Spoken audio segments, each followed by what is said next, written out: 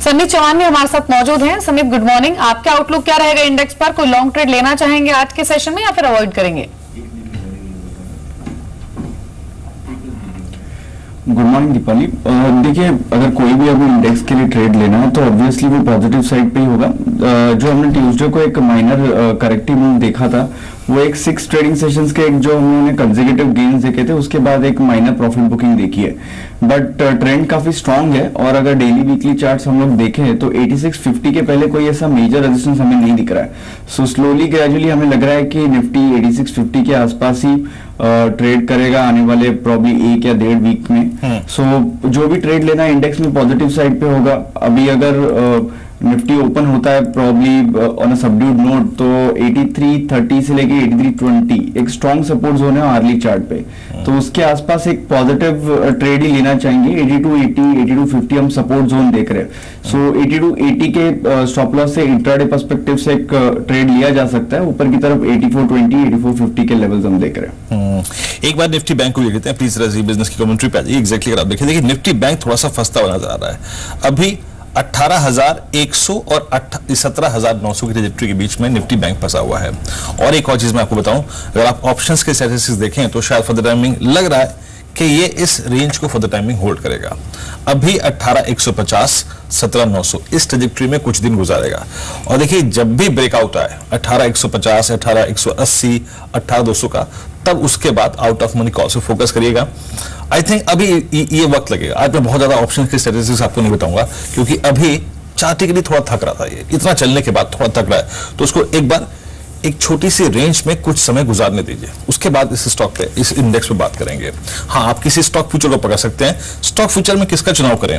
Brijesh, I think मैं तो for the timing इंतजार कर रहा हूं कि कब 18,150 निकले या फिर कब 17,900 टूटे। लेकिन ऐसा केस बैंकों में नहीं है, इंडिविजुअल स्टॉक्स में नहीं है। प्राइवेट बैंक्स कुछ और कर रहे हैं, पीएसयू बैंक्स कुछ और कर रहे हैं, मिड कैप बास्केट कुछ और कर रहा है, स्मॉल कैप बास्केट कुछ और कर रहा है, लार्ज कैप बास्केट कुछ और कर रहा है। अभी आपकी ट्रेडिंग स्ट्रेटेजी स्टॉक फ्यूचर्स के पे क्या है यहाँ पे बैंकिंग के? ठीक है, अगर बैंकिंग इंडिविजुअल स्टॉक्स की बात करें तो no doubt PSU banks are little bit outperforming as compare to the private bank. Except private bank में अगर मैं बात करूं तो एक येस बैंक को छोड़ दूं क्योंकि उसका chart is looking more strong. फिर भी अगर किसी को दाव पीएसयू बैंक में लगाना है तो सिंडिकेट बैंक थोड़ा चार्ट पे बेटर लग रहा है। समवेयर अराउंड 79 और 80 के आसपास में ट्रेड कर रहा है। एक पोजिशनल बेट की अगर हम बात करें तो समवेयर अराउंड 76 के आसपास का उसका अच्छा एक सपोर्ट एक है, उसका आप स्टॉप लॉस लेके आप लॉन्ग ट्रेड कर सकते हैं। वेरी शॉर्ट टर्म के लिहाज से अगर मैं बोलूं एक 5 से 7 ट्रेडिंग सेशन के लिए तो लगभग 85-88 के लेवल आपको नजर आएंगे। अगर 2 हफ्ते का व्यू लेके चल रहे हैं तो लगभग 95 तक के भी लेवल आपको चार्ट के अनुसार देखने को मिलते हैं। प्राइवेट बैंक में अगर मैं बात करूं तो yes bank is looking still strong. Somewhere around 1130 1140 के आसपास के रीजन में ट्रेड कर रहा है। 1100 का उसका अच्छा एक सपोर्ट एक है। अगर कोई डिप आता है तो 1100 का स्टॉप लॉस लेके बाइंग करने की सलाह रहेगी। पोजिशनल व्यू की बात करो तो 1210 1220 के लेवल चार्ट के अनुसार देखने को मिलते हैं। जी चलिए, छोटे से ब्रेक के लिए रुक रहे हैं, कहीं मत जाइए, कुछ जब वापस लौटेंगे तो हम बात करेंगे कैबिनेट में हुए बदलावों की, कैबिनेट एक्सपेंशन और रीशफल की, और खबरों वाले शेयर्स पर भी फोकस रहेगा। साथ ही ब्रेक में जाते आपको बता देते हैं जी बिजनेस की पहले इन्वेस्टर के बारे में। जी बिजनेस आपको मौका दे रहा है अपनी कहानी व्यूअर्स को बताने का। अगर आप भी किसी बिग बुल से कम नहीं हैं, आपने भी बाजार में निवेश कर शानदार मुनाफा कमाया है, तो आप भी स्टार बन सकते हैं। जी बिजनेस आपको मौका दे रहा है आम से खास बनने का। अपनी 1 मिनट की सेल्फी वीडियो शूट कीजिए और हमें व्हाट्सएप कीजिए। व्हाट्सएप नंबर आपकी स्क्रीन पर 8588899222।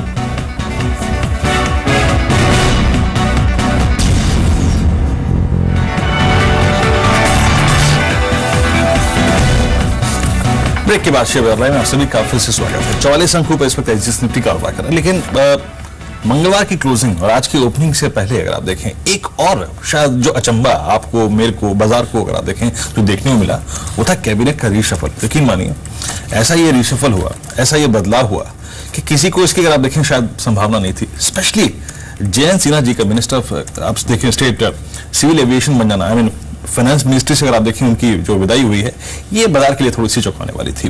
और साथ ही साथ अब गंगवाल साहब और साथ ही साथ मेघवाल साहब जो हैं वो फाइनेंस मिनिस्ट्री में जाएंगे। ये कुछ सरप्राइजेस थे। स्मृति ईरानी अगर आप देखें कंप्लीट सरप्राइज पैकेज था ये। आई थिंक देखिए अब ये तो एक दिन की छुट्टी में बात हो ही चुकी थी परी, मोर लेस, इस पे कितना हल्ला हो चुका है। लेकिन ये बाजार के लिए क्या है, इसमें से बाजार क्या निचोड़ेगा, क्या सीखने की और समझने की कोशिश करेगा? अविनाश, आपको क्या लगता है, बाजार इसको कैसे देखेगा, ये जो कैबिनेट रिशफल हुआ है, इसमें एक चीज मैसेज देने की कोशिश की गई है कि अच्छा काम करो आपको रिवॉर्ड मिलेगा, नहीं तो आपकी वापसी तय है। आप कितने ही मेरे क्लोज क्यों ना हो, आप कितने ही मेरे दूर क्यों ना हो, लेकिन अगर आप काम करते हैं तो आपको रिवॉर्ड मिलेगा। इसको बाजार किस प्रोस्पेक्टिव से देखना चाहेगा, संक्षेप में रखिएगा।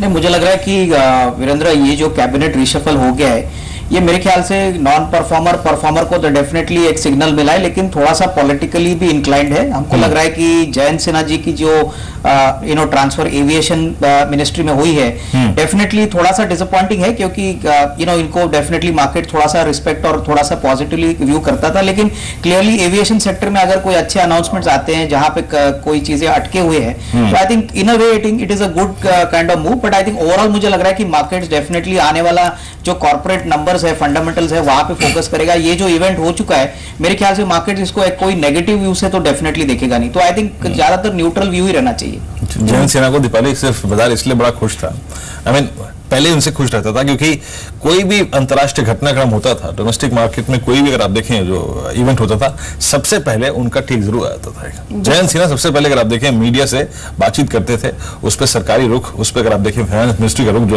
आके शेयर कर लेते थे। अब देखिए जो नए मिनिस्टर ऑफ स्टेट हैं वो इतने बातूनी होते हैं कि नहीं होते हैं, ये भी देखना पड़ेगा। शायद ये वजह तो नहीं रही कि उनको हटाया गया वो इस पद से, लेकिन काफी मिक्स व्यूज हैं जयंत सिन्हा को इस मतलब यहाँ से हटाने को लेकर। कल हमारी दिन भर कई सारे जानकारों से बातचीत हुई, कुछ का कहना था क्योंकि वो एक जाना माना चेहरा रहे हैं फाइनेंस मिनिस्ट्री में, तो उनको हटाना शायद थोड़ा सा सेंटिमेंट्स नेगेटिव करे। लेकिन एक व्यू ये भी था क्योंकि ऑलरेडी अरुण जेटली है वहां पर, पूरा परिवार उनका फाइनेंस सेगमेंट से जुड़ा रहा है, थोड़ा सा मायूस करने वाला है। खैर चलिए अब इससे आगे निकलते हैं। अब स्टॉक स्पेसिफिक बात शुरू करते हैं। आज का सबसे बेहतरीन स्टॉक कौन सा होगा, पहले वो बात करने की कोशिश करते हैं। कुछ देर में टुडेज ट्रेड आएगा, उसमें भी आपको एक आज सरप्राइज पैकेज मिलेगा। लेकिन उससे पहले अगर आप स्टॉक्स टू वॉच की अगर आप देखें लिस्ट को देखें, बिल्ट जेके वेबर से कंपनी के 2 प्लांट्स खरीदने की को प्रस्ताव मिला है, चंद्रपुर और आई थिंक एक और प्लांट, और उसको दोनों प्लांट की कुल सालाना लगभग 3.5 लाख टन की कैपेसिटी है। तो पेपर स्पेस पे नजर रखिएगा, बिल्ट पे नजर रखिएगा, जेके वेबर पे नजर रखिएगा। इंसेक्टिसाइड्स इंडिया, यहां पे मोमेंटिव परफॉर्मेंस मटेरियल्स के साथ इन्होंने करार किया है। देश में एग्रोस्पेस मैक्स बिक्री के लिए इन्होंने करार किया है, तो यहाँ पे इंसेक्टिसाइड्स का एक जेवी। उसके बाद और कुछ अगर आप देखें खबरें, आई थिंक मैं एक खबर जिसको फिर से पकड़ना चाहूंगा वो है बैंकिंग सेक्टर से संबंधित। और फिच ने बैंकिंग सेक्टर का आउटलुक जो है वो स्टेबल से नेगेटिव किया है। ये आई थिंक सबसे बड़ी स्टोरी है आज की बैंकिंग स्पेस को लेकर। 9 बैंकिंग की रेटिंग जो है अफर्म की है, और कैनरा बैंक की रेटिंग घटाकर अब BB की है, और आईडीबीआई बैंक की rating, I think IDBI bank की रेटिंग जो है वो BB माइनस कर दी है। आईडीबीआई बैंक का जिक्र मैं बार बार इसलिए कर रहा हूं क्योंकि इस दौर में मिड कैप में सबसे चर्चित स्टॉक था, ये सबसे ज्यादा बातचीत जो हुई है। अविनाश, इस खबर को कैसे देखते हैं? और देखिए ये खबर एक ऐसे दौर में आई है, एक ऐसे लेवल पे आई है, एक ऐसी टाइमिंग है इसकी कि जब धीरे धीरे बाजार अपना कॉन्फिडेंस एक्यूमुलेट कर रहा था सरकारी बैंकों में, specially PSU mid cap basket में। आप कैसे देखते हैं इस खबर को? आई थिंक डेफिनेटली थोड़ी सी नेगेटिव का न्यूज फ्लो है वीरेंद्र। मैं समझता हूं कि सरकारी बैंक्स में जहां पे रेटिंग घटाई है वहां पे हो सकता है कि थोड़ा सा प्रेशर आज आपको देखने को मिले, लेकिन जो मेन एसेट क्वालिटी का स्ट्रेस है वो शायद मुझे लग रहा है कि सरकारी बैंकों में जो छोटे बैंक है वहां पे आपको शायद एक आध क्वार्टर, जो जून का क्वार्टर आएगा अभी हाल ही में, वहां पे देखने को मिलेगा। तो मेरे ख्याल से थोड़ा सा कॉशियस रहना चाहिए, क्योंकि PSU बैंक्स में जिस प्रकार का आउट परफॉर्मेंस आया है, मेरे ख्याल से अभी भी ग्राउंड लेवल रियलिटी ये है कि क्रेडिट ग्रोथ और एसेट क्वालिटी अभी भी वीक है। तो जस्ट वेट एंड वॉच। मुझे लग रहा है कि एक क्वार्टर शायद इनके लिए वापस थोड़ा सा चैलेंजिंग रहेगा।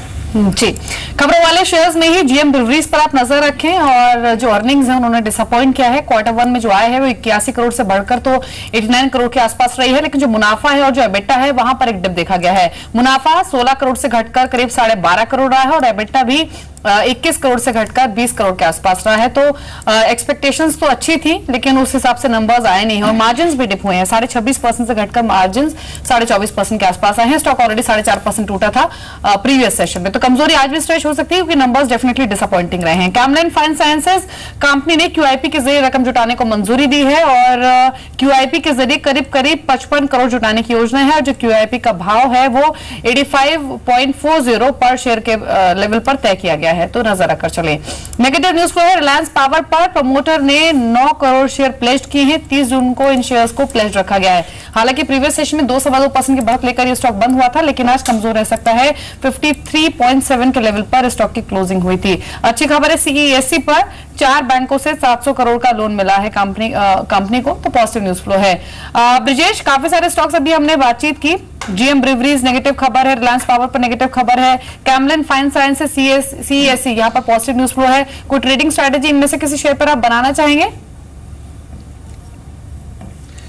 GM बेवरेज को हम ले सकते हैं। इसमें trading in lower lodge and lower bottom formation somewhere around 616 के आसपास में बंद हुआ है। 640 645 का एक अच्छा टफ रेजिस्टेंस है, तो मौजूदा स्तर पे उसको स्टॉप लॉस लेके बेचने की सलाह रहेगी। It can go all the way down to 580 odd level. Any close below 580 would be opening a level of 500, but that 500 would be time frame कुछ 1 से 2 महीने का हम लेके चलेंगे कि 500 के आसपास में वो ट्रेड करे। जब तक 645 के ऊपर ट्रेड नहीं करता तब तक नेगेटिव स्टॉक में बनी रहेगी। रिलायंस पावर को अगर हम देखें तो एक अच्छा कंसोलिडेशन देखने को मिला था समवेयर अराउंड 47-48 से, और उसके बाद जो उछाल देखने को मिला उसको एक 54-55 के आसपास में लेके गया है। अभी भी चार्ट में थोड़ा सा पोटेंशियल बाकी है। हालांकि रिस्क रिवॉर्ड रेशियो अगर मैं कहूं तो अगर समवेयर अराउंड 51 के आसपास में मिलता है तो डेफिनेटली बाइंग कर सकते हैं with a stop loss of 49 odd level and look for the target of 55 and 58 odd level. आज NBCC भी अगर आप देखें खबरों के जो सिलसिला उसमें शामिल कर लेते हैं उसको। NCR में करीब 7 जगहों पर नए पुराने घर बनाने के जो कैबिनेट की मंजूरी मिली है, उसके बाद कंपनी के कुल जो 7 में से 3 प्रोजेक्ट्स हैं वो मिले हैं, यानी जो 7 फ्रेश प्रोजेक्ट्स आए उसमें से 3 कंपनी को मिल गए हैं और प्रोजेक्ट की कुल लागत करीब 32,285 करोड़ रुपए है और अगले 5 साल में इनका काम पूरा होगा इस पर। तो कुल मिलाकर ये देख लीजिए, खबर का सार ये है कि NBCC के पास ऑर्डर की कोई कमी नहीं है। आप एक मांगिए, आपको 4 ऑर्डर मिलेंगे और आपकी ऑर्डर बुक कई वर्षों के लिए अगर आप देखें लॉक्ड हो चुकी है बहुत स्ट्रॉन्ग लेवल्स पे। अविनाश, NBCC इस प्राइस पर 194 के स्तर पे आपकी राय क्या है? आई मीन इस वक्त NBCC को एज ए इन्वेस्टमेंट कॉल देखना चाहिए या फिर इस वक्त छोटे मोटे ट्रेडिंग गेन्स जो हैं वो लेके निकल जाने चाहिए NBCC में? एक बार प्लीज इसके 6 मंथ चार्ट दिखा दीजिए जरा।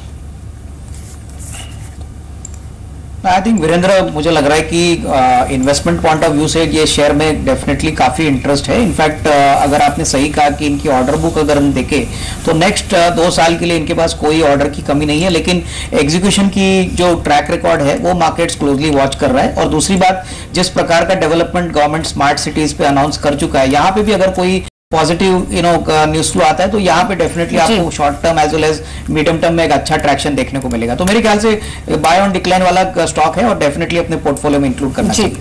समित, आज की ट्रेडिंग लिस्ट में जो स्टॉक्स आपके शामिल हैं मैं उन पर कमेंट लेना चाहूंगी। पहले मैं रिलायंस इंफ्रा और एवन ऑफशोर की बात करूंगी। ये दोनों स्टॉक्स जो आपने चुने हैं, दोनों में ही हमने बहुत स्ट्रॉन्ग वॉल्यूम्स के साथ बाइंग देखी थी प्रीवियस सेशन में और दिन के उच्चतम स्तरों पर ये स्टॉक क्लोज हुए थे। आज के लिए भी बाय करने की ही सलाह रहेगी और टारगेट्स क्या आप देख रहे हैं दोनों ही शेयर्स में? देखिए दीपाली, अगर रिलायंस इंफ्रा की बात करें तो इसके एक 6 मंथ ट्रेंड लाइन आ रही थी। अगर हम देखें तो प्रीसेंट पीक्स को ज्वाइन करें तो वो एक इंपॉर्टेंट रेजिस्टेंस करके एक्ट हो रहा था लास्ट 2 या 3 महीने से। ट्यूसडे को ये स्टॉक ने एक प्राइस वॉल्यूम ब्रेकआउट दिया है ये ट्रेंड लाइन से, और अगर हम वॉल्यूम देखें तो more than it's twice thrice average daily volume है। सो ये मोमेंटम डेफिनेटली एक्सटेंड रहेगा अगर हम प्राइस एक्शन और वॉल्यूम को देखें तो। इमीडिएट हमारे टारगेट रिलायंस इंफ्रा के लिए 605 के होंगे और कोई भी आज इंट्राडे डिप आता है तो 548 के स्टॉप लॉस इसमें बाय करना चाहिए। अबान भी क्वाइट सिमिलर है, काफी टाइम के बाद इसमें कंसोलिडेशन से ब्रेकआउट आया और इसमें वॉल्यूम्स अगर देखें तो लास्ट 10 दिन के टोटल वॉल्यूम्स देखें तो वो एक ट्यूसडे के ओवरऑल वॉल्यूम सिमिलर है। सो एक प्राइस एक्शन 7 से 8 तक का price action from consolidation zone breakout आया है विथ सच ह्यूमंगस वॉल्यूम्स। तो हमें लग रहा है कि ये मोमेंटम और एक्सटेंड होगा, 260 का हमारा टारगेट होगा और कोई भी डिप में इसमें बाइंग होनी चाहिए 218 के स्टॉप लॉस के साथ। जी चलिए, एवन ऑफशोर और रिलायंस इंफ्रा इन दोनों पर ही बाय कॉल है समीप की। टारगेट्स भी आपने देखे अपनी स्क्रीन पर। लेकिन अब बात करते हैं एक और सेगमेंट की। छोटा सेक्टर है लेकिन आज लाइमलाइट में रह सकता है और वो है वो कंपनियां जो कि ग्लास मैन्युफैक्चरिंग में डील करती हैं। और एक खबर है कि चीन से इंपोर्ट होने वाले ग्लास की जांच हो सकती है, डंपिंग की आशंका है और इसी को लेकर सरकार कुछ कदम उठा सकती है जिसका फायदा होगा डोमेस्टिक इंडस्ट्री को। क्या डिटेल्स हैं, कौन से वो स्टॉक्स हैं जो कि इस खबर की वजह से तेज हो सकते हैं, ये जान लेते हैं। और मेरे सहयोगी सुमित मौजूद भी हैं। बताइए सुमित। शुक्रिया दीपाली। जो खबर है वो ये कि चीन से इंपोर्ट होने वाले टेक्सचर टेम्पर्ड ग्लास, यानी कि वो ग्लास जो कि टेम्पर्ड होते हैं और जिनका इस्तेमाल पीवी यानी कि फोटोवोल्टाइक सोलर ग्लासेस के लिए इस्तेमाल होता है, उनके ऊपर एंटी डंपिंग ड्यूटी लगाई जा सकती है। स्पेशलाइज्ड किस्म के ग्लास है और ये गुजरात बोरोसिल जिसने ये कंप्लेंट की थी DGAD के सामने, यानी कि directorate general of elite duties और एंटी डंपिंग ड्यूटीज के सामने, ये कहा था उन्होंने कि चाइना जो है वो अपने ग्लासेस को इंडिया में डंप कर रहा है और इसके आधार पर उनको एंटी डंपिंग ड्यूटी लगानी चाहिए। इसके ऊपर शुरुआती जांच ने DGAD ने ये बात भी साफ की है कि हाँ कुछ संकेत डंपिंग को लेकर मिले हैं, तो हो सकता है going forward anti dumping duty लगते हुए दिखाई पड़े। और अगर ऐसा होता है तो गुजरात बोरोसिल समेत कई ऐसी कंपनियां जिनके ऊपर इसका एक फायदा, इसके ऊपर एक इंपैक्ट आता हुआ दिखाई पड़ेगा। आपको ये भी बता दें कि 2012 से 2015 के बीच में जो सैंपल्स थे, यानी कि जो इंपोर्ट हुए थे ग्लासेस, उसको लेकर DGAD ने यहाँ पे जांच शुरू की है। कुछ कंपनियां जिसकी सीधे सीधे बेनिफिशियरी है उसमें गुजरात बोरोसिल पहला नाम है, इसको साफ तौर पर फायदा मिलेगा। असाही इंडिया ग्लास भी वो कंपनी है जो कि इसी तरह ग्लासेस बनाती है। सेंट गोबेन, पिरामल ग्लास और हिंदुस्तान नेशनल ग्लास, कुछ और ऐसी कंपनी जो ग्लास के कारोबार के अंदर है, लेकिन सीधा सीधा फायदा गुजरात बोरोसिल और असाही इंडिया ग्लास को आता हुआ दिखाई पड़ेगा। तो असाही इंडिया ग्लास और गुजरात बोरोसिल, ये वो दो कंपनियां हैं जिनको सबसे ज्यादा इंपैक्ट होगा, एक पॉजिटिव इंपैक्ट अगर कोई भी एंटी डंपिंग ड्यूटी लगती है। लेकिन बेनिफिशियरी रहेंगी कुछ और कंपनियां भी जिनमें पिरामल ग्लास है, सेंट गोबेन। और आप देखिए इनमें से ज्यादातर स्टॉक्स अच्छे वॉल्यूम के साथ डे हाई पर क्लोज हुए थे। ट्यूसडे के सेशन में 6.5% उछला Asahi India glass, Saint Gobain में 7% का उछाल रहा।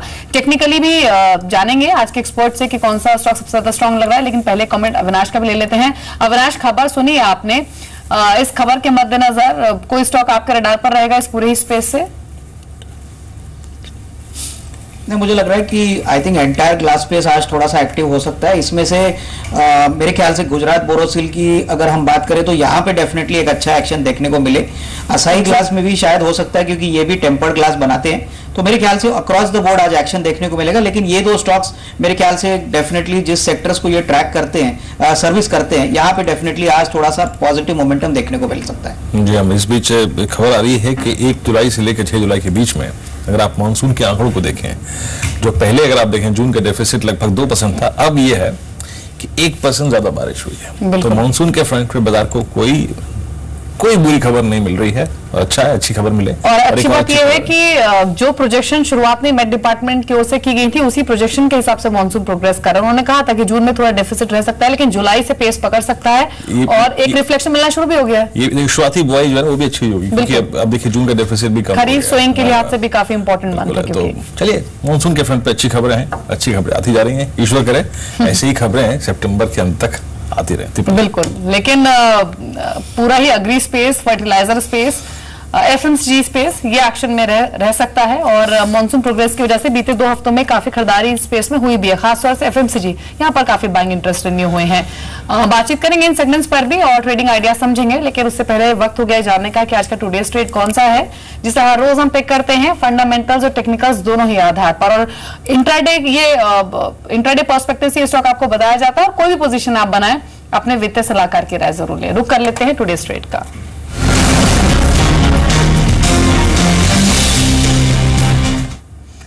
बताइए वीरेंद्र, कौन सा शेयर चुना है आज आपने टुडेज ट्रेड में? तो देखिए, आज मैंने थोड़ा लार्ज कैप पे दाव लगाया और इंडेक्स में शुमार शेयरों में सबसे अच्छा स्टॉक कौन सा हो सकता है निफ्टी 51 में। आज मैं अंबुजा सीमेंट पे दाव लगा रहा हूँ 253.55 के प्राइस पर। देखिए 2016 के उच्चतम स्तरों पे ऑलमोस्ट 253-55 पे ये बंद हुआ। और अगर आप स्पेशली इसके चार्ट्स को देखिए ना दीपाली, ये बीते एक महीने में टिपिकल एक फ्लैग में कन्वर्ट हो रही है। बीते अगर आप इसकी 20 दिन की प्राइस परफॉर्मेंस को देखें, एक शार्प मूव, उसके बाद जस्टिफाई किया इसने अपने आप को, कुछ दिन रहा उसमें, फिर 245 का ब्रेकआउट आया और ऑलमोस्ट 258 तक गया। फिर आप देखिए 258 टच करने के बाद पिछले 5 दिन से कंसोलिडेशन के मोड में है। फिर मैंने देखा कि भाई ये निकलने की कोशिश कब कर सकता है। इसने कोशिश करी थी शुक्रवार को भी, अगर आप जाके देखें आर्ली चार्ट्स पे, इसने शुक्रवार को भी कोशिश की थी लेकिन उसमें सक्सीड नहीं हो पाया। लेकिन क्योंकि मेरे को 45-40 अंक ऊपर एसएस निफ्टी दिखाई दे रहा है, मेरे को लगता है कि ये इस चैनल से बाहर निकलेगा। याद रखिए अगर ये 256 के ऊपर, इट्स ए कंडीशनल बाय, अगर ये 256 के ऊपर निकला तो याद रखिए इंडेक्स में ये एक और ऐसा काउंटर होगा जिसको आपको चेस करना चाहिए। बड़ा दमदार स्टॉक है और देखिए इसको ना कैश चेस कर रहा है। कुछ देर के लिए आप फंडामेंटल की कहानी से बाहर निकल जाइए। जब इस स्टॉक को कैश चेस करता है, इस सेक्टर को चेस कर रहा है तो कर रहा है। और इसमें फ्रेंकली स्पीकिंग अगर ये 260 को पार कर जाए, 262 को पार कर जाए तो ये पोटेंशियल्स हैं, ये दम खम रखता है कि ये अपने ऑल टाइम हाई जो कि ऑलमोस्ट इसके 280 की ट्रेजेक्टरी में है वहां जा सकता है। याद रखिए इंडेक्स में बहुत सारे स्टॉक्स ने बीते एक साल में एक ऐसी हैबिट बना ली है कि वो अपने ऑल टाइम हाई को छूएं, ट्रेड करें, उसको क्रॉस करें। आप बैंकिंग में देख लीजिए बहुत सारे स्टॉक्स हो गए, सीमेंट में अल्ट्राटेक सीमेंट ने अगर आप देखें बीते हफ्ते अपना ऑल टाइम हाई छुआ। अब बारी है अंबुजा सीमेंट्स की, एसीसी की, लेकिन मैं प्रिफर करूंगा इस वक्त अंबुजा सीमेंट्स को। देखिए जो फंडामेंटल कहानी तो शायद आपको मालूम ही है, सिवाय जो आय है, मुनाफा है, वो बढ़ने का अनुमान है, दामों में बढ़ोतरी हुई, रिलेशंस बढ़ेंगे, ये इस पूरे सेक्टर की कहानी है। बट आई थिंक मैंने जो दाव लगाया है ना वो आज चार्टिकली दाव लगाया है और पॉसिबली ये जिस ट्रेजेक्टरी में जा रहा है दीपाली वो करीब 270-275 की ट्रेजेक्टरी है। तो it's a thought process, it's a thought, ये एक आइडिया है, ट्रेडिंग आइडिया है। ये नहीं कि आज सुबह 9:15 पे कूद जाए खुलते साथ, नहीं, ऐसा नहीं है। इसको देखिए, समझिए और फिर ट्रेड करिएगा। बिल्कुल, टेक्निकल्स भी आपको बताया गया, फंडामेंटल्स भी। अंबुजा सीमेंट है आज का टुडेज ट्रेड जहां पर 262 तक के लक्ष्य दिए जा सकते हैं। ब्रजेश, आपकी ट्रेडिंग स्ट्रेटेजी क्या रहेगी? 2-3 ट्रेड जो आप रेकमेंड करना चाहें हमारे व्यूअर्स को। देखिए मेरी पहली जो दाव रहेगा वो कोल इंडिया पे रहेगा। समवेयर अराउंड 321 के आसपास में बंद हुआ है। पिछले दिनों एक 5 से 7 ट्रेडिंग सेशन में देखा गया है 315-318 के आसपास में अच्छा कंसोलिडेशन देखने को मिला है। तो लगभग 315 का स्टॉप लॉस लेके बाइंग करने की सलाह रहेगी इसमें। पोजीशन व्यू 335 के आसपास का निकलता है टारगेट। अगर थोड़ा सा व्यू थोड़ा और बढ़ाते हैं तो लगभग 355 के आसपास का लेवल आपको देखने को मिल सकता है। दूसरा जो कॉल रहेगा वो वोल्टास का रहेगा, 325 के आसपास में बंद हुआ है। अच्छा एक ब्रेकआउट कल देखने लास्ट ट्रेडिंग सेशन में देखने को मिला था। सपोर्ट की मैं बात करता हूँ तो डीपर सपोर्ट 310 के आसपास में है। थोड़ा सा और अपर एंड पे लेता हूँ तो 315-318 के आसपास में अच्छा एक सपोर्ट एक है। शॉर्ट टर्म व्यू में लगभग 335-340 के लेवल निकल के आ रहे हैं। बैंकिंग में आप सिंडिकेट में दाव लगा सकते हैं।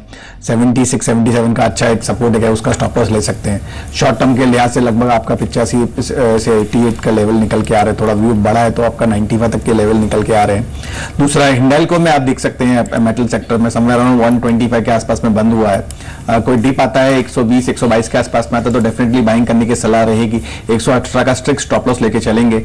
पोजिशनल टारगेट की अगर मैं बात करता हूं 2 से 3 महीने के लिहाज से तो 140-145 का निकल के आ रहा है। अगर शॉर्ट टर्म की अगर मैं बात करता हूं तो 128-130 के निकल के आ रहा है। जी, तो हिंडाल्को भी चुना है ब्रजेश ने, यहाँ पर 129 के लक्ष्य रिकमेंड कर रहे हैं। और आज सीएलएसए की रिपोर्ट भी आई ऑन हिंडाल्को जहां पर उन्होंने कहा है कि नोवेलिस मार्जिन पॉजिटिवली सरप्राइज कर सकते हैं FY17 में। और जो फेयर वैल्यू वो देख रहे हैं हिंडाल्को की वो 205 प्रति शेयर की देख रहे हैं। टारगेट्स को भी इंक्रीज किया, 140 से बढ़ाकर 160 किया है। तो हिंडाल्को पर आप फोकस कर सकते हैं। इसके अलावा हमने देखा था कि प्रीवियस सेशन में जो हाइटेड कंपनी थी वो काफी स्ट्रॉन्ग मूव दे रही थी। आप देखिए जेपी एसोसिएट को, यूनिटेक को, जीएमआर इंफ्रा को, एमटेक ऑटो को जोरदार बाइंग थी इस पूरे ही स्पेस में। लेकिन खासतौर से समित एमटेक ऑटो आपको कैसा लग रहा है प्रीवियस मूव के बाद स्पेशली?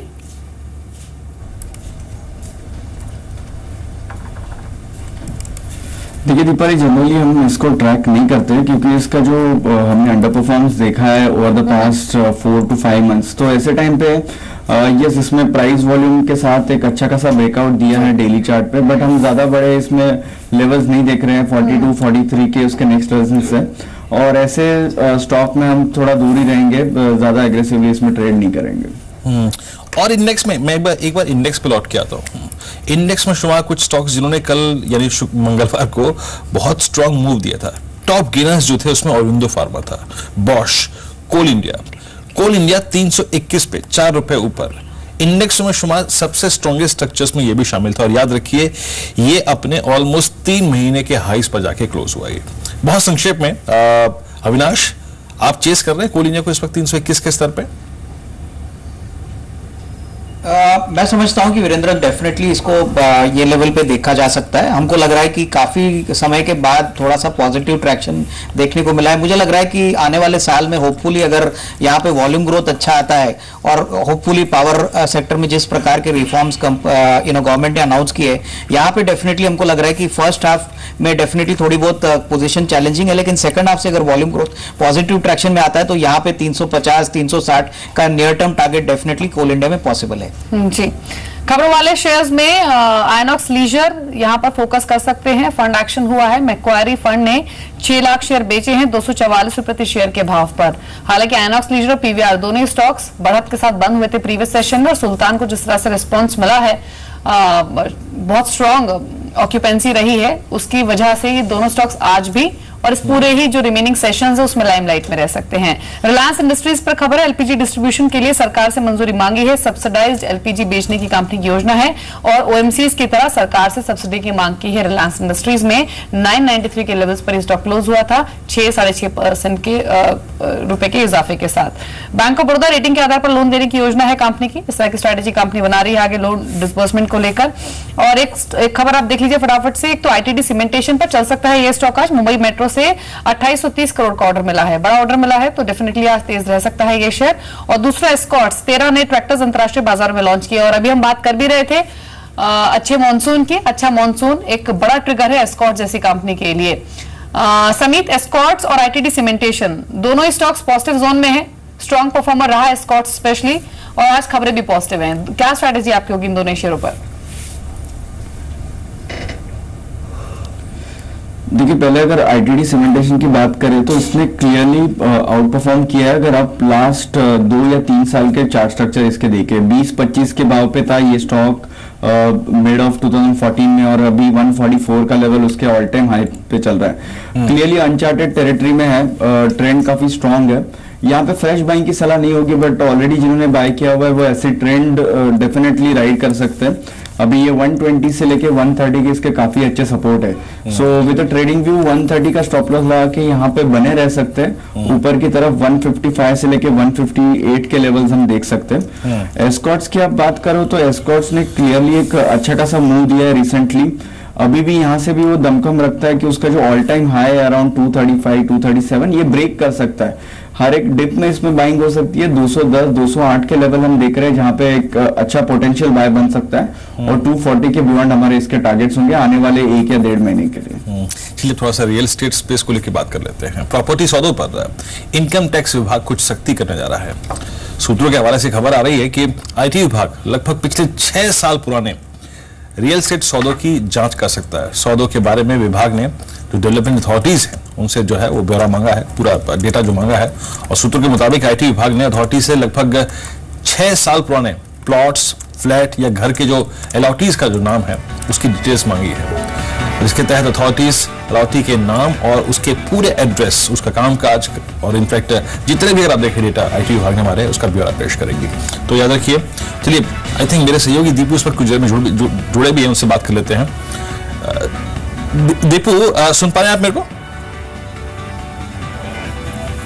दीपू सुन पा रहे हैं आप मेरे को? हाँ बिल्कुल जी, बताइए दीपू, ये एग्जैक्टली इतने बड़े पीछे समय अंतराल से 6 साल के फ्रैक्शन के से ऑलमोस्ट पीछे जाना और प्रॉपर्टीज की अगर आप देखें जांच कराना, एग्जैक्टली इसके पीछे कारण क्या है? और देखिए सबसे बड़ी वजह यह है कि आईडीएस स्कीम जो कि ब्लैक मनी को डिस्क्लोज करने के लिए जो घरेलू इनकम एक पैरेलल इकोनॉमी की तरह है, जिस तरह से मोदी गवर्नमेंट ने इनिशिएटिव लिया है कि 30 सितंबर तक सारे लोग अगर वॉलंटरी अपने इनकम को, ब्लैक मनी इनकम को डिस्क्लोज करते हैं, ऐसे इनकम को जो जिस पर टैक्स नहीं दिया है, तो उनके लिए एक तरह से कहा जाए वे आउट दिया है।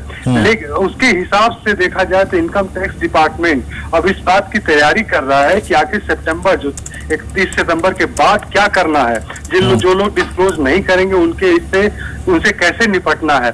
इसके लिए उसने एक डेटाबेस तैयार करना शुरू किया है और एक चिट्ठी लिखी है डिफरेंट अथॉरिटीज को। लेकिन सबसे इंपॉर्टेंट ये है कि गाजियाबाद डेवलपमेंट अथॉरिटी या नोएडा अथॉरिटी या ग्रेटर नोएडा अथॉरिटी या देश की किसी भी इस तरह के डेवलपमेंट अथॉरिटी जो डिफरेंट सिटीज में है, उनसे ये डेटा मांगा गया है कि आप ये बताइए कि जो मैप एक तरह से मैप असेसमेंट होता है जिसको कि अलॉटीज को जो प्रॉपर्टीज अलॉट की जाती है उनके नाम और एड्रेसेस दीजिए कि आखिर किस सोर्स से उन्होंने ये प्रॉपर्टी एक्वायर की है, चाहे वो बिल्डर हो, चाहे इंडस्ट्रियलिस्ट हो या इंडिविजुअल कंस्ट्रक्शन करने वाला कोई सामान्य जो है सिटीजन हो।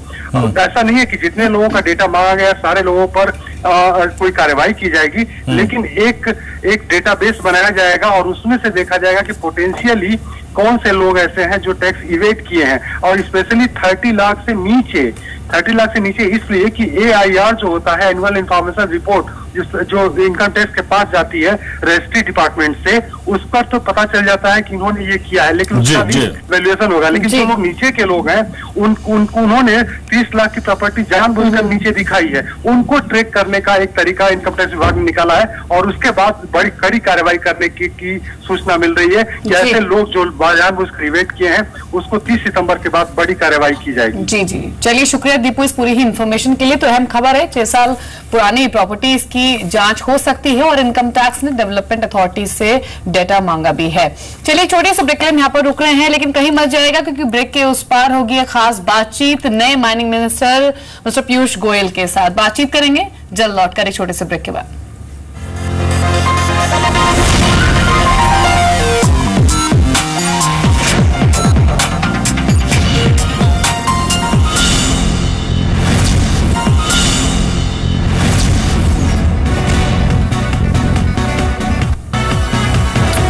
ब्रेक के बाद शेयर लाइव में आप सभी का फिर से स्वागत है और एसजीएक्स निफ्टी आपकी स्क्रीन पर लगभग 35 अंकों पर। लेकिन अब चलिए अब कुछ बड़े मुद्दों पर बात करते हैं और कैबिनेट रिशफल पर बात करते हैं और साथ ही साथ आने वाली योजनाओं पर और साथ ही साथ माइनिंग मिनिस्टर पीयूष गोयल अब हम इस खास बातचीत में हमारे से जुड़ रहे हैं। पीयूष जी नमस्कार, कार्यक्रम में स्वागत है आपका। बहुत बहुत शुभकामनाएं सर आपको इस नए पदभार संभालने के लिए और अपनी जिम्मेदारी आप ठीक से पूरी कर पाए, हमारी बेस्ट विशेष आपके साथ रहेंगी। लेकिन सर पहली चीज यही है, पहला प्रश्न आपसे यही पूछना चाहूंगा कि एग्जैक्टली अब माइनिंग पॉलिसी को लेकर आप कोई रोड मैप देना चाहेंगे कि नई जो माइनिंग पॉलिसी है उसको लेकर आपकी अप्रोच क्या रहेगी, उसका कोई रोड मैप देना चाहेंगे आप? माइनिंग सेक्टर बहुत ही महत्वपूर्ण सेक्टर है, लगभग 2-2.5% भारत की जीडीपी का इस सेक्टर से आता है। मंत्री श्री नरेंद्र सिंह तोमर जी ने बहुत ही बढ़िया काम 2 वर्ष में देश के समक्ष रखा। उन्होंने जिस प्रकार की पारदर्शिता इस क्षेत्र में लाई, जो पूरा नींव रखी है, जिसके रहते पारदर्शिता भी बहुत आई है, एक पूरी नई व्यवस्था बनी है नीलामी की, जिससे आगे से खनिजों की नीलामी होगी बजाय के मुफ्त में अपने यार दोस्तों को या सांसदों को देने के। जिस प्रकार से उन्होंने एक नई माइनिंग पॉलिसी में अलग अलग प्रकार के आगे भविष्य में इसको तेज गति से वृद्धि हो इस सेक्टर की, उसके लिए प्रोविजंस बनाए हैं एक्सप्लोरेशन में, माइनिंग में। मैं समझता हूं मेरे लिए वास्तव में बहुत सरल काम छोड़ के गए हैं तोमर जी, उनको बड़ी जिम्मेदारियां दी गई हैं और एक प्रकार से जो उन्होंने किया हुआ काम है, मुझे सिर्फ उसी के ऊपर थोड़ी तेज गति से वृद्धि लाने की जिम्मेदारी आज तोमर जी स्वयं मेरे ऊपर छोड़ के गए। जी मिस्टर गोयल, नई माइनिंग पॉलिसी से बहुत सारी उम्मीदें हैं। ऐसा बार बार कहा गया है कि नई माइनिंग पॉलिसी आने के बाद जो सेक्टर का जीडीपी कंट्रीब्यूशन है वो इंप्रूव होगा, लेकिन बड़ा सवाल ये है कि क्या निवेश का माहौल सुधरेगा और रोजगार के जो मौके हैं क्या वो पैदा होंगे, स्पेशली उन डिस्ट्रिक्ट्स में जो कि रिच इन मिनरल्स हैं? आपने बहुत सही कहा, ये सेक्टर ऐसा है इसमें नेशनल वेल्थ क्रिएट करने की भी बहुत संभावना है और नए रोजगार के भी अवसर बनाने की बहुत संभावना है। तो हमारी सबका प्रयत्न, संयुक्त प्रयत्न रहेगा इस पॉलिसी को कार्यान्वित करें, इस पॉलिसी को जल्द से जल्द जनता तक पहुंचाए, देश और विदेश से लोगों को इस क्षेत्र में आमंत्रण करें कि वो इसमें आके निवेश करें और देश को आत्मनिर्भर बनाए और आगे चल के हम एक फिर से तेजी से बढ़ते हुए एक्सपोर्ट में जुड़े और भारत पूरे विश्व में भी अपने खनिज से निकाले हुए मिनरल्स को विश्व भर में भेज सके। एक और चीज सर, एग्जैक्टली आज तक इस क्षेत्र में अगर आप देखें सबसे बड़ी दिक्कत ये रही है पारदर्शिता, नीलामी की जो प्रक्रिया है उसकी पारदर्शिता। सर जो नया प्रोसेस होगा उसमें नीलामी से जो जुड़ी हुई चीजें हैं, डिटेल्स जो हैं, वो क्या आप शेयर भी करेंगे जनरल पब्लिक से एक अच्छे आई थिंक प्लेटफॉर्म के जरिए? हम तो सभी को इनवाइट करेंगे, चाहे वो सरकारी कंपनी हो, उसका अपना महत्वपूर्ण योगदान रहता है, निजी क्षेत्र से निवेश आए हम उसका भी स्वागत करते हैं। हम राज्य सरकारों को कहेंगे कि वो भी इसमें एक गति दें, वो भी इसमें सहयोग करें। नीलामी के प्रोसेस में राज्य सरकार की अहम भूमिका रहती है, केंद्र सरकार ने तो सिर्फ पॉलिसी निर्धारित की है, तो राज्य सरकारों से चर्चा करके इसको गति देने का काम हम जरूर करेंगे। चलिए, शुक्रिया मिस्टर गोयल, बातचीत की आपने जी बिजनेस से और बेस्ट विशेस आपको इस नई जिम्मेदारी के लिए। चलिए, इसके अलावा अब आज की ऑप्शन स्ट्रैटेजी क्या हो सकती है वो भी देख लेते हैं। वीरेंद्र, कौन से वो 2 स्टॉक ऑप्शंस होंगे जिन पर ट्रेड किया जा सकता है? जी हाँ, देखिए एपिक रिसर्च ने आज हमारे साथ 2 स्ट्रैटेजी शेयर की हैं। पहला स्टॉक है बीएचएल जो कि शुक्रवार को, माफ कीजिएगा, मंगलवार को ऑलमोस्ट डे की डिरेक्टरी बंद हुआ 139.40 पे, ₹100 ऊपर। यहाँ पे इसकी आउट ऑफ मनी कॉल खरीदनी है। हम सीरीज के अभी भी अगर आप देखें बहुत शुरुआती चरण में है, तो अभी हम आउट ऑफ कॉल से फोकस कर सकते हैं। यहाँ पे ₹145 की कॉल खरीदी है, करीब ₹4.25 के आसपास आपको कॉल मिल जाएगी ₹6.25 के लक्ष्य के लिए, और स्टॉप लॉस करीब 2 से ₹2.25 के आसपास आपको रखना है। याद रखिए ये ट्रेडिंग स्ट्रेटेजी सिर्फ 1 से 2 दिन के लिए है। ये ट्रेड अगर आपका ग्रिप में आ जाए तो ठीक है, अदरवाइज बाहर निकल आइए स्ट्रेटेजी से। दूसरी है अरविंदो फार्मा, यानी मंगलवार का टॉप गिनर इंडेक्स में शुमार शेयरों में। आज यहां पर आपको तेजी खेलनी है और मोमेंटम बढ़ सकता है, और यहां पर भी आपको एक आउट ऑफ मनी कॉल लेनी है। लगभग ₹30 के फ्रैक्शन से जो आउट ऑफ मनी कॉल है ₹800 की, वो करीब आप ₹15.25 के आसपास खरीदिए with possible target of 2350 on the high side, ₹23.50 के लक्ष्य के लिए, और यहां पे करीब ₹9.25 का लक्ष्य लेके जा सकते हैं आप। समित बहुत संक्षेप में औरो या फिर किसी और फार्मा स्टॉक पे सुबह क्लाइंट्स को बाय रिकमेंडेशन दी है आपने?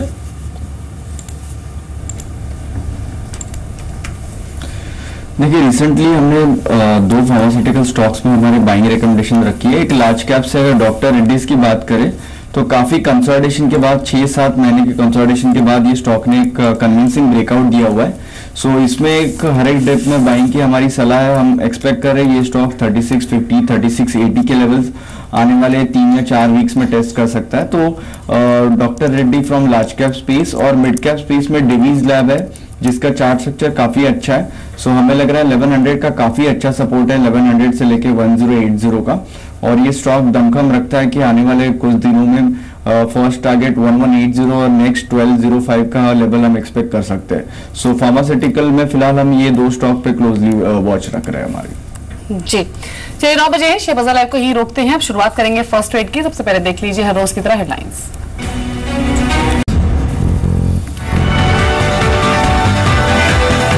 नमस्कार, फर्स्ट ट्रेड में आपका स्वागत है। दिल्ली स्टूडियो से मैं हूं। नमस्कार, मैं हूं वीरेंद्र कुमार। आज अंतर्राष्ट्रीय संकेत अच्छे हैं और लगभग 40 अंकों का सुबह से S&P बना हुआ है, लेकिन बाजार के लिए आज सरप्राइज पैकेज क्या हो सकता है, क्या है? नहीं, कैबिनेट रिशफल कुछ हद तक, लेकिन मुझे तो लगता है सबसे बड़ा सरप्राइज यही है कि कल मार्केट्स बंद है वो अच्छा ही हुआ। ग्लोबल मार्केट्स में जो आपने देखा कल पाउंड में जो हुआ, उसके बाद अच्छी चीज ये हुई कि उसे कुछ हद तक इंटरनेशनल मार्केट्स ने डाइजेस्ट किया। यूएस में स्पेशली हमने देखा मार्केट्स रीजनेबली स्ट्रॉन्ग। तो आज जो संकेत है वो एक्चुअली पुल बैक वाले, और उसी में इंडियन मार्केट आज ओपन होगा। ये अच्छा संकेत एटलीस्ट SGX निफ्टी भी बता तो यही रहा है कि शायद कुछ हद तक हमें जो कल का एक नर्वसनेस वाला जो रुझान था उससे थोड़ी निजात मिले। 40 पॉइंट ऊपर SGX निफ्टी। चलिए, इस बीच कुछ स्टॉक्स जिन पर आप आज दाव लगा सकते हैं या देख सकते हैं, उसमें आप देखिए फार्मा में अच्छी खासी स्ट्रेंथ है। बीते हफ्ते से हम क्या लेके आ रहे हैं अपने साथ? फार्मा की स्ट्रेंथ, सीमेंट की स्ट्रेंथ, PSU बैंक्स की स्ट्रेंथ। प्राइवेट बैंकिंग स्टॉक्स में आप देखें ICICI बैंक टिक रहा, लेकिन थोड़ा सा येस बैंक, इन्वेस्टमेंट बैंक थोड़ा सा बैकफुट करते नजर आया। बाकी IT में अभी तक भी कोई क्लियर मैंडेट नहीं कि एग्जैक्टली IT क्या करना चाहेगा। हाँ, सीरीज के अंतिम पड़ाव में हमने थोड़ा सा प्लस सीरीज के शॉर्ट कवरिंग के सहारे पुल बैक दिखा था। पावर स्टॉक्स में थोड़ी सी वाइब्रेंसी थी। आज क्या हो रहा है? L&T आपकी स्क्रीन पर लगभग ₹2.25, अब करीब ₹28 ऊपर, 40 अंक नीचे ये निफ्टी कारोबार कर रहा है। ACC करीब 1590 के स्तर पे कारोबार करता हुआ, और टाटा स्टील लगभग फ्लैट है 333 के स्तर पे, बिल्कुल फ्लैट कारोबार कर रहा है। BHEL अपने आप को और मजबूत करता हुआ ₹1 ऊपर, करीब 140 का स्तर यहाँ पर है। BPCL बैकफुट पे लगभग 1097। इस बीच अगर आप देखें 6730, अगर आप देखें 6730 पर भारतीय रुपये खुला है, तो यहाँ पर एक स्ट्रॉन्ग ओपनिंग लगभग 6730 की रेंज में 10 पैसे अगर आप देखें तो मजबूत होकर भारतीय रुपये खुला है। लेकिन अब बात करते हैं हाउस व्यूज की। अंचल हमारे साथ हैं बात करने के लिए लेटेस्ट डेवलपमेंट्स पे हाउस व्यूज क्या आए हैं, बताइए अंचल। मॉर्निंग। शुक्रिया वीरेंद्र। आज की पहली कॉल रही कमेंट्स पे। BNP पारेबान ने अपनी होल्ड रेटिंग को बरकरार रखा है शेयर पे, और जो टारगेट है उसे 900 से घटा के 860 किया। देखिए उनका मानना है FY17 में जो कंपनी की बिक्री है वो करीब 7.5% तक गिरती हुई दिखेगी, और वो एक डैम्पनिंग फैक्टर रहेगा। FY17 काफी चैलेंजिंग रह सकता है कंपनी के लिए। सेल्स पे डेंट आता हुआ दिखेगा, मार्जिन प्रेशर में रह सकते हैं, और बॉटम लाइन पे भी डेंट आता हुआ दिखेगा। वहीं Bank of America Merrill Lynch ने डॉक्टर रेड्डीज की अंडर परफॉर्म रेटिंग को बढ़ाकर अब अंडर बाई की है, और जो लक्ष्य है उसे 3930 किया है। डेफिनेटली रेटिंग को इंप्रूव किया, क्योंकि कहीं ना कहीं शेयर में करेक्शन आ चुका है और यहां से एक अपसाइड की उम्मीद की जा रही है। लेकिन एज सच नंबर्स के फ्रंट पे कोई ज्यादा बड़ी उम्मीदें नहीं है। जो USFDA की दिक्कतें चल रही हैं उसकी वजह से पहली छमाही में नतीजों पर दबाव रहेगा, और जो EPS अनुमान है FY17 का 2% और FY18 का 11% EPS अनुमान घटा है। बट हाँ, शेयर ऑलरेडी करेक्ट हो चुका है, और अब Bank of America Merrill Lynch मानता है यहां से एक अप मूव आता हुआ दिखेगा। नोमिरा ने GSK फार्मा पे अपनी रिड्यूस रेटिंग को बरकरार रखा है। लक्ष्य को 2952 रुपए से अब घटाकर 2483 रुपए किया है। फार्मा पे प्रेशर रह सकता है, और कहीं ना कहीं GSK फार्मा पे ज्यादा प्रेशर बिल्डअप होता हुआ दिखेगा। कंपटीशन बड़ा है, जिस कारोबार में कंपनी है वहां पे और ज्यादा प्लेयर ऐड होते हुए दिखे, वो कहीं ना कहीं मार्केट शेयर को डेंट करता हुआ दिखेगा, ऐसा नोमिरा मानता है। एक्साइड के ऊपर सिटी की एक नई रिपोर्ट आई है। खरीदारी की सलाह अपनी बरकरार रखी है, और जो टारगेट है उसे रिवाइज किया है। 177 से बढ़ा के 196 किया है। Q1 मार्जिन्स काफी स्ट्रांग रह सकते हैं। गोइंग अहेड जैसे जैसे अब इंश्योरेंस कारोबार कंपनी का स्ट्रीमलाइन होता हुआ दिखेगा, तो नंबर्स में ऐड होता हुआ दिखेगा। कंसोलिडेटेड नंबर्स कंपनी के बेहतर आ सकते हैं FY17 के अंदर।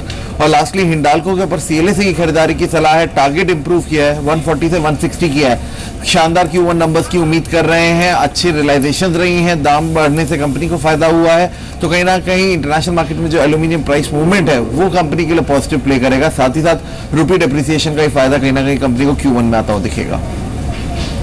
बिल्कुल। चलिए, इस बीच समित हमारे साथ हैं। समित, आखिरी सवाल होगा आपसे। देखिए, जिस तरह की ओपनिंग भी हुई है, अभी भी इनफैक्ट सेंसेक्स भी अरे निशान में ही है, आप क्या उम्मीद कर रहे हैं ओपनिंग से?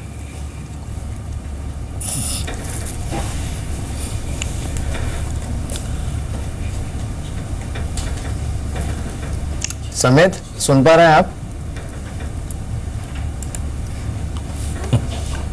यस, बोलिए।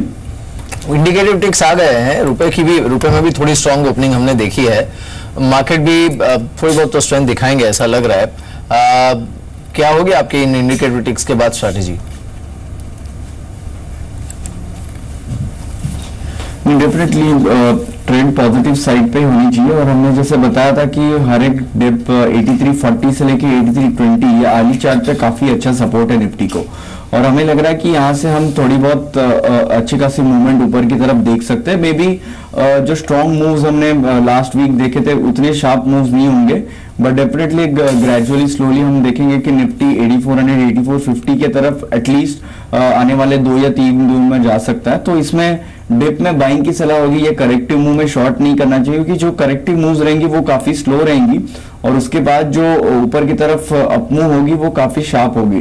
सो हमें लग रहा है कि एटलीस्ट हर एक डिप में बाइंग होनी चाहिए। 8340 8320 ये सपोर्ट लेवल है, वहां पे एक 40-50 पॉइंट का स्टॉप लॉस लगा के बाइंग साइड पे पोजीशन लेनी चाहिए। चलिए अब चलते हैं रजत के पास, सीधे जानते हैं उनसे वो 10 कॉल्स आज सुबह आपको 7:30 बजे 50 कॉल्स दी गई थी, उसमें से सबसे बेहतरीन 10 कॉल कौन सी थी जिनके पीछे स्ट्रॉन्ग रीजंस हैं, टेक्निकल्स, फंडामेंटल्स, बताइए। बिल्कुल, पहला तो है इंडियन